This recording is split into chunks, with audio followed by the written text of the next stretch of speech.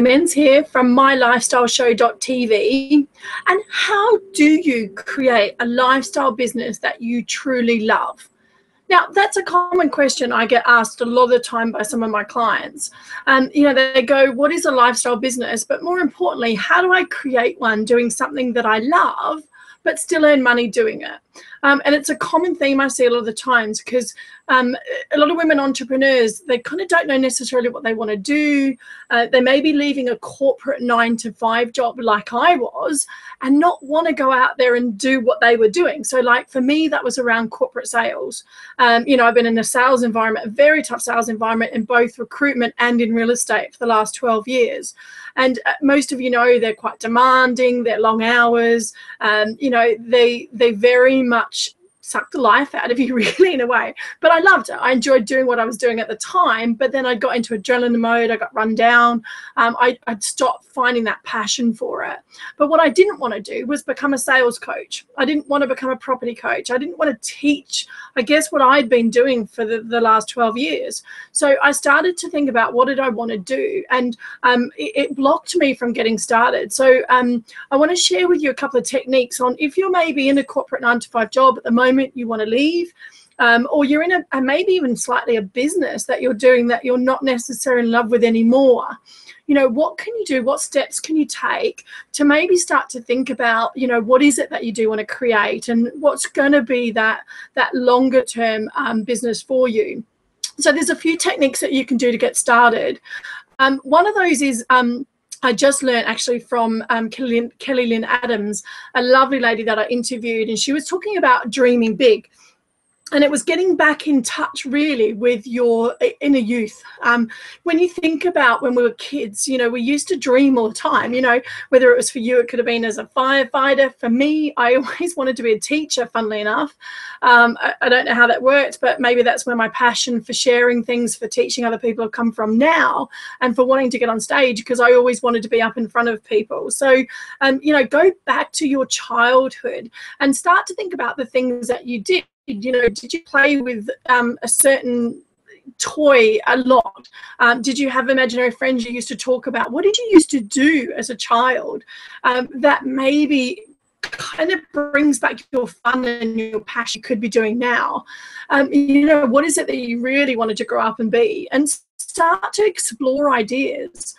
So that's one way, is get back into your play mode, get back into your child mode and start to think about and have fun doing. When you get in a silly mode, what does it mean? You went past, what have you done where you've been so invigorated you just couldn't help yourself? And then the second, get into I guess in a way a skills type list, but more about what you love doing. So I want you to write down a list of things that you really love doing, that you do naturally, that you don't notice that you do it. So like one of the things that I didn't realize I do is I quite often do a lot of strategy sessions with people, but I didn't realize I was doing that.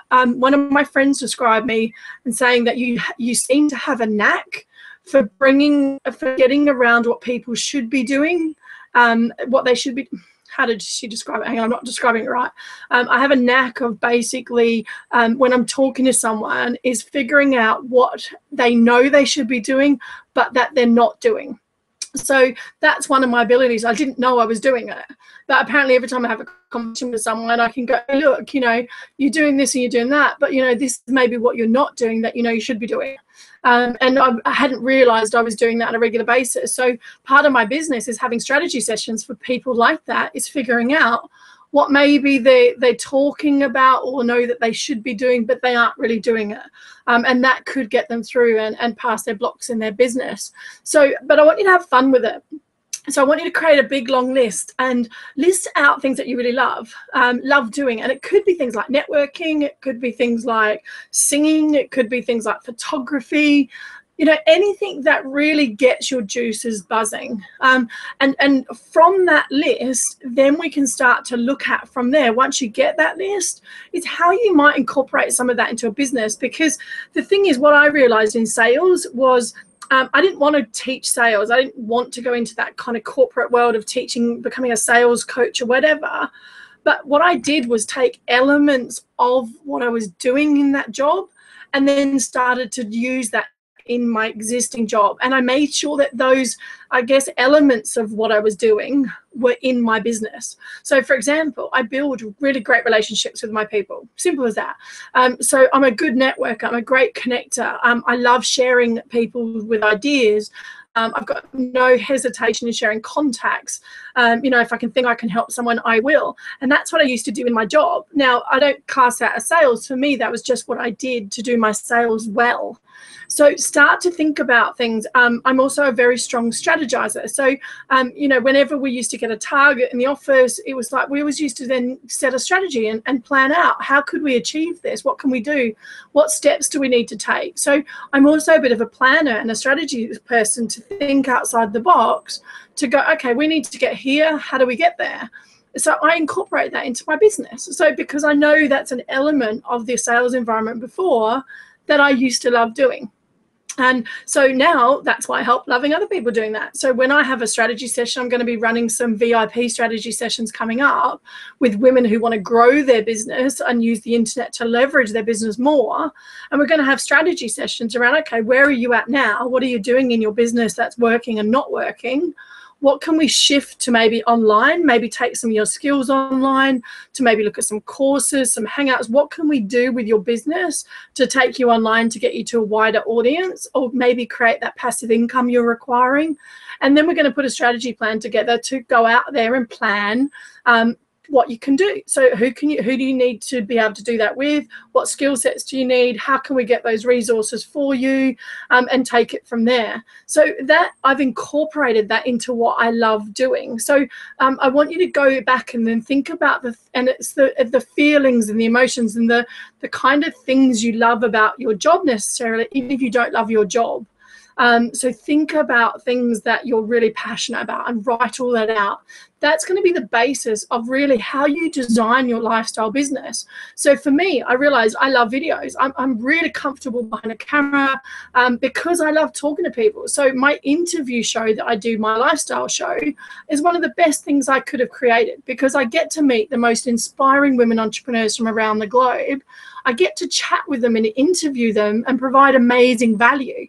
So it's given me a really strong and powerful way to incorporate my skill sets with the value I could provide in my business. So write it all down, and then we're going to use that to look at potentially structuring your lifestyle business around what you love. And then I think the third thing is I think as we get older especially, and we were talking about this earlier, is that we forget to dream, and we kind of focus so much on the everyday things. So it's about security, it's about money, it's about paying our mortgages, looking after the kids, looking after the husband, finding a partner if you haven't got one like me. It's, if we're on a date or doing whatever. And so we get bogged down in the mundanity of the day, that we don't ever really dream about what an amazing life for us would look like. And now that's different for everyone, because what my life is like is different to everyone else's. So as I said before, with my lifestyle interview I did, I love to travel. So my lifestyle has to include some sort of travel element to it, or I just wouldn't be doing what I love.